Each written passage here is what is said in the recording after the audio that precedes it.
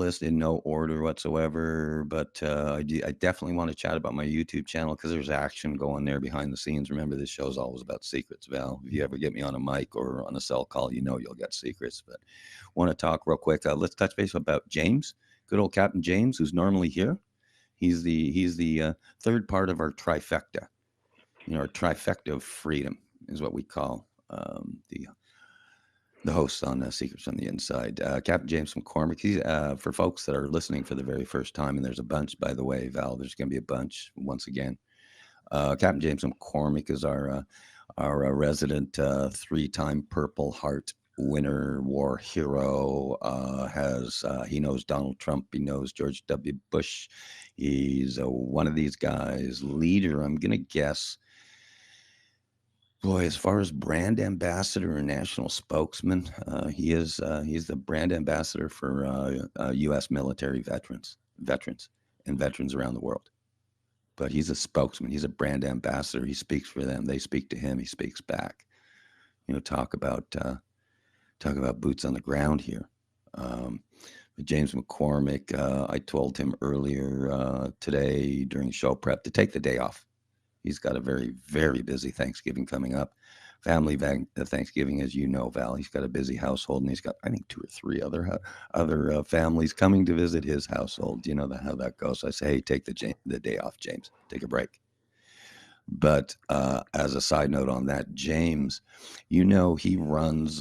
He wears multi hats. Oh, so many hats. But he runs the little museum. It's a museum in West Virginia. In Point Pleasant, West Virginia, and that's his day job, right, Val? That's his day job because he goes and he answers phones, and I think he attends covers like 30 hours a week or something. And anyway, we've had that in previous episodes talking about that fun little volunteer situation he's got. But it's a little museum in West Virginia. It's the Mothman Town, right? Yes. Point Pleasant, Mothman Town. So, sadly, his museum was tagged by either quote gang, or young people, or someone nefarious out there, tagged the entire outside of the museum, Val. And while they were at it later on into the evening, they tagged a lot of the houses in the community. Like with paint? Or Yeah, I think the spray paint gig. Oh yeah. I didn't get the full report as far as vandalism. I don't know if there was any of the vandalism or damage thereof. But yeah, the paint, like they tag the side of train cars. like orange or something?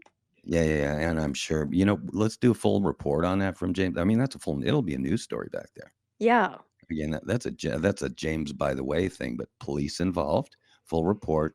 And if anyone knows Captain McCormick, he is pressing charges. Not only is he going to be pressing charges, but he's caught these guys on video. I don't know if they're in jail yet, but I can assure you they will be. So that's the good news because relaying the chat, I had a nice long cell chat with him this morning.